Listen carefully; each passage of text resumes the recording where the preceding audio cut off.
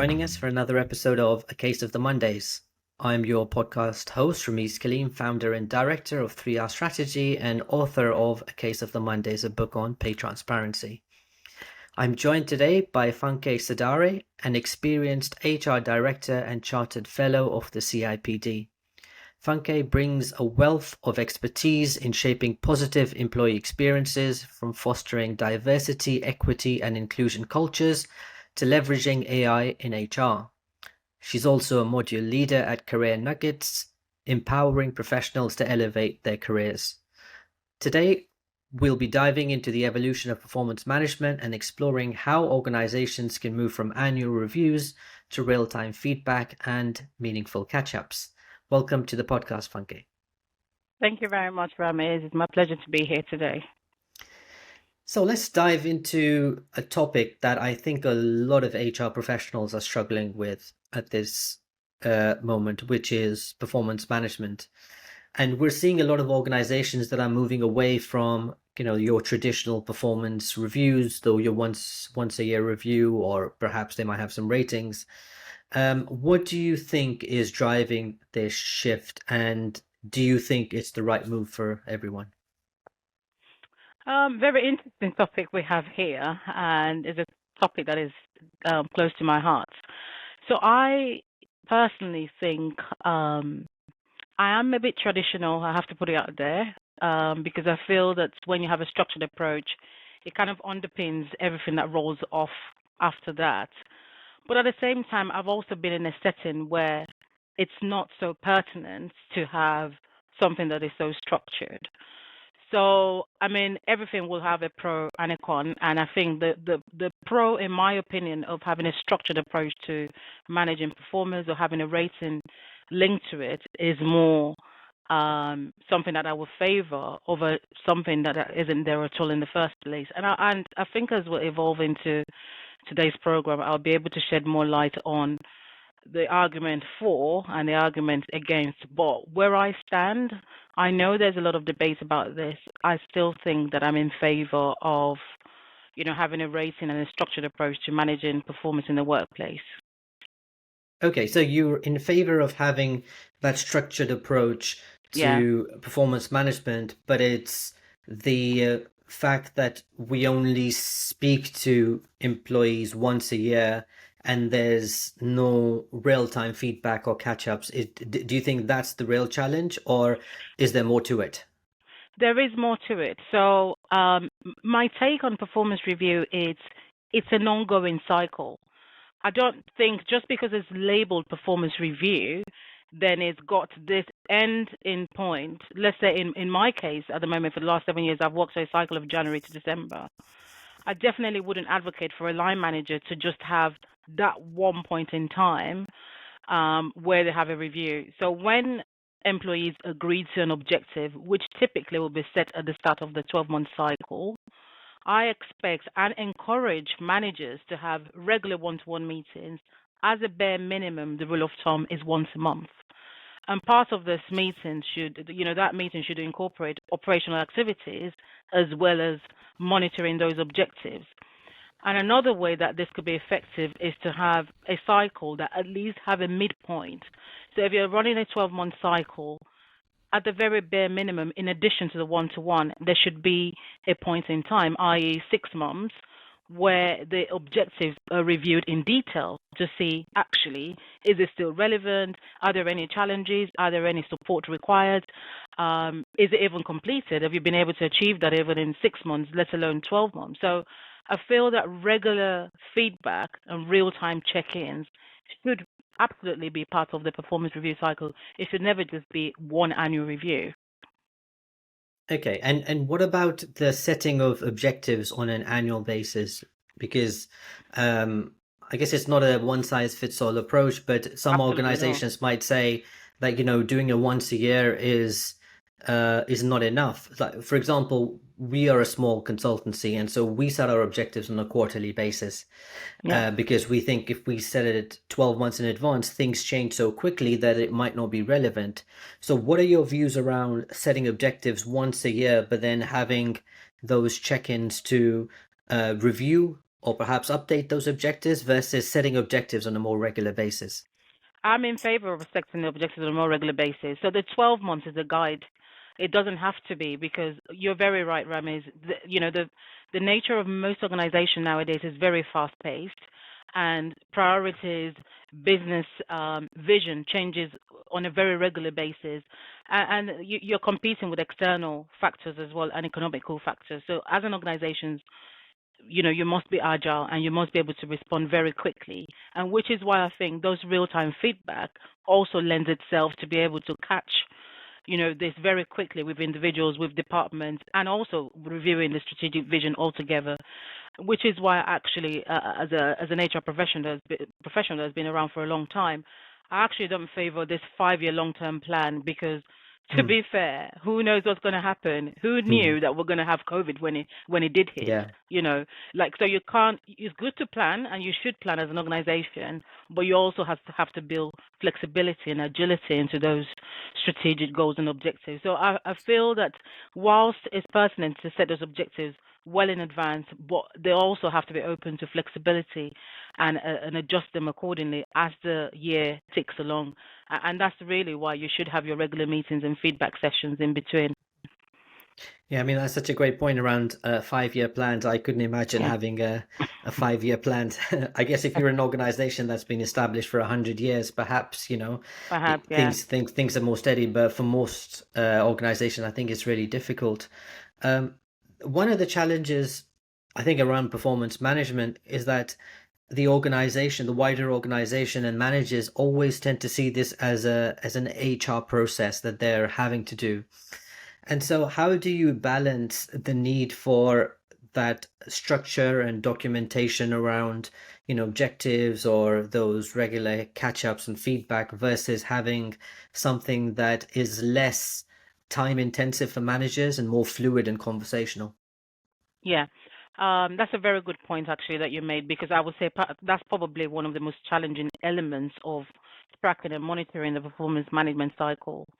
So I would say that what has worked for me and what I've encouraged colleagues and people in my network to do is to have a very simplified approach to this. An approach where the employees can fit into a system. In a world where we're very hybrid, I think organizations should consider having something that is not paper-based at all, something where an employee and the line manager can sit down, and it shouldn't just be the line manager's responsibility. I certainly, in my team, for example, I would encourage even an HR administrator to have an input into their objectives. So when it's a two-way street and the employees had an input, it also challenges them, and it triggers, what they really need to be focusing on, and then both parties can align. And I feel that system plays a key part into that monitoring of it. So what we have in my organization is a very simplified system where employees go in, they put in their objectives, the line manager goes in when those meetings are happening to measure those objectives, sorry, to review the objectives and to measure and track them as we go along. So system plays a huge part.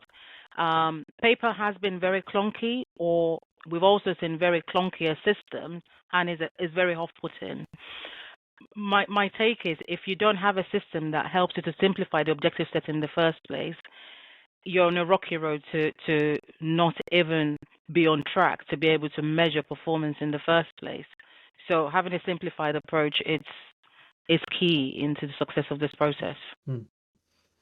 And I mean, you made that good point around. I think you said that an HR administrator should also be setting their own objectives, and I think the language we use is important, isn't it? Because it's not about saying to managers you need to set objectives, but like we always say, it's about agreeing objectives Of because course. you're not setting it for someone, you're working together to agree what's the right objective for someone.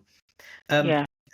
Something when we talked about previously, you mentioned a couple of times was real-time feedback. So, we've seen different things. We talk about 360 feedback, we talk about, peer-to-peer feedback. When you say real-time feedback, what does a great process around real-time feedback, what does that look like? You've almost answered that question for me, actually. I think depending on the level of the individual, 360 can play a part in this, but this is typically reserved for senior management role, middle manager upwards. And peer-to-peer review is also a good one, but it needs to be done in a very structured and transparent environment. And obviously, the people that be inputting into this kind of process need to make sure that it's constructive and evidence-based. So I would say, to have a very effective real-time feedback, first of all, it needs to be the relationship between the manager and the employee. I wouldn't necessarily wait for a one-to-one meeting to be able to share a feedback. I think what is important and the target point for manager to an employee, what I mean by real-time feedback here is having that constructive, if there's been an issue and let's say an objective is being railroaded, the manager needs to tackle this, realistically as quickly as possible. But putting mechanisms in place and measures in place to be able to support the employee, it shouldn't be about reprimanding at that point. I think it should be about actually let's shift focus this slightly. Have you thought about this? Have you consulted with this team? Have you tried this system? Have you tried this tool? I mean, it should always be about support in the first place as opposed to negativity, because the reason I'm tackling this from that angle is when we talk about real-time feedback, the feedback that makes its way to employees the quickest is the negative ones. And Hmm. I still feel that managers need to be very professional about it and think support first. And also, as a manager and as an organization, we should also be looking inwardly, introspectively thinking. Actually, before we go to this person and say, this isn't working, change tact, have we actually provided them with the training that they need and the tools and the resources and the time? Because let's not forget, Rameez, with objectives, there are also operational activities that comes in the way. So Hmm. there's still the day to day. So objectives is just an add on, a bolt on, which in most cases some organization will say is a project, but it is a bolt on to majority of what happened on the operational level. So we've got to really be able to separate the two and give employees the support that they need to be able to achieve, those objectives. And what is your view on giving anonymous feedback versus direct face-to-face feedback? Do you think it should be one or the other, or do you think there needs to be a combination? And what are the pros and cons? Um, I mentioned earlier in this last response that it needs to be evidence based. I would say transparency is key, and I'm not a big fan of anonymous feedback. I Hmm. think people should know who said what because there is context behind every feedback, and it would help for individuals to be able to explore further what this feedback is about, how they can improve, and what may have been responsible, for that. Again, to reiterate, the most feedback you could have five feedbacks, and people would tend to dwell on that one fairly negative or negative feedback. So when we're giving this feedback, we have to be able to underpin it. It has to be objective. It can't be subjective because yes, we're in the workplace. We won't always get on, but we have to be professional and we have to understand the goal, the objective that we have in hand. And objective in this context, not that objective that we're talking about, but really that strategic goal that we're all working to. So I would definitely say I'm in favor of more transparent feedback that is not anonymous. People should be able to Yeah. stand by what they've said. We need to be encouraging people to be more constructive and provide evidence-based feedback. Yeah, I completely agree because we're all about transparency. Well, we focus Yeah. on paid transparency, but Mm. transparency in because I always think when there's feedback, there's usually a follow-up question, right? Because I encourage everyone in the team to give me feedback once a quarter, but it that doesn't necessarily mean that every feedback you get is something that you might even necessarily agree with, because you want to have a conversation and a dialogue to find out, because the whole purpose of feedback for me is how can I improve or make changes to support others or be better in my work. But I think one of the things that I find that makes people reluctant to give feedback is a lot of the times giving feedback leads to a difficult conversation or an uncomfortable conversation. Is that something you find with your managers, or if you've seen in previous roles where, you've tried to encourage feedback, but managers just want to avoid having a difficult conversation or, um, what might lead to an uncomfortable situation?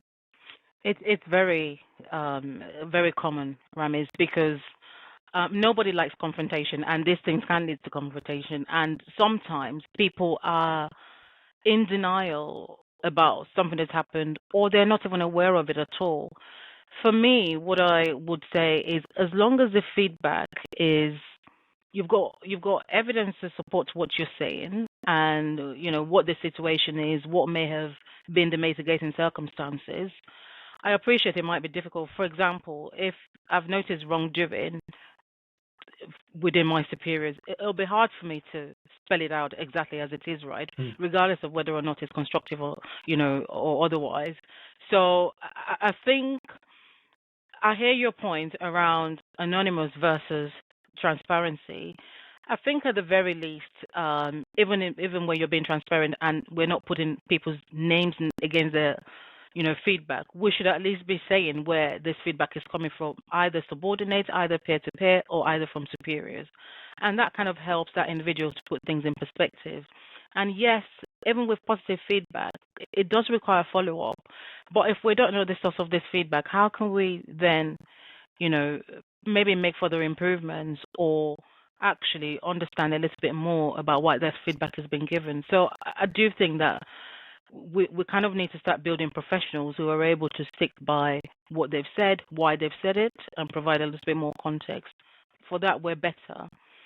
Um, I just feel that that's a better approach altogether. Yeah, I mean, it's like if we think about, the other side of this, which is recognition, Hmm. it's so much more meaningful for someone to be recognized by a colleague face to face, and they say thanks for doing this and this is why I appreciate what you did, rather than them getting a post-it note that says well done. Because Exactly. it doesn't feel genuine, it doesn't feel meaningful. And I think it probably works the same way with feedback. Is it needs to feel like it's genuine, rather than someone who just doesn't like you has made a comment. Exactly. It can't be subjective. We all Yeah. have to keep it professional and constructive. So let's say we've got um, an HR manager, HR director listening to this, and they're thinking, okay, I want to transform how I manage performance management in my organization, but I don't know where to start. What is the one piece of advice that you would give them to say, okay, start by doing this to really make your performance management more impactful? Okay, I don't know if I'll be able to say just one. I think I need to build this into an explanation. So you need to, as an organization, you need to understand your why. Why are we doing this? What are we seeking to achieve by making sure that everyone has objectives that they can run with? So once you've established that, so if you're an organization that you're all about high performance, client relationship, and all those positive engagement with your client, then you should, as an organization, remember my position is that I would favor for people to have objectives. So once you understand your strategic vision, you need to gain buy-ins from your line managers. So as an HR manager, you can't go this alone at all, and you can't make things up for the team. You might know the business, you might know what every individual department stands for, but you first of all need to get the engagement of the line managers. I have to say, as much as I love this topic, Rameez, managers hate this topic. Yeah. They hate this topic. And the only one way to do it is to continue to empower them. Brainstorming session, having that one to one. It's not even about group sessions here because some managers feel incredibly nervous. And that's why we have this framework, which is called SMART. You need to explain to the manager, what are you trying to achieve? So this is your team. You have a team of 3, 4, 5 people. How are you going to be able to say at the end of this cycle that you've been successful as a team? What does good look like for you? How are you able to translate that into every individual's objectives in your team? Once you strip it back down to what exactly you're trying to achieve. And okay, how can we make this specific, measurable, achievable, and realistic for your team within the time frame that we have? Managers start to welcome and warm up to, okay, actually, I think this is doable. So I feel that you need to be able to get managers buy-in, first of all, no matter what.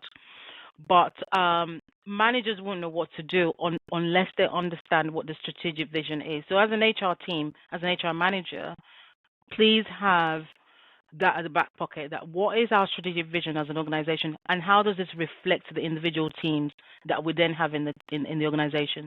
So I strip it back slightly. I'm in an education sector. I'm an HR director here, but I don't have any dealings whatsoever at all with students. So how can I make sure that my team is contributing positively into that student environment?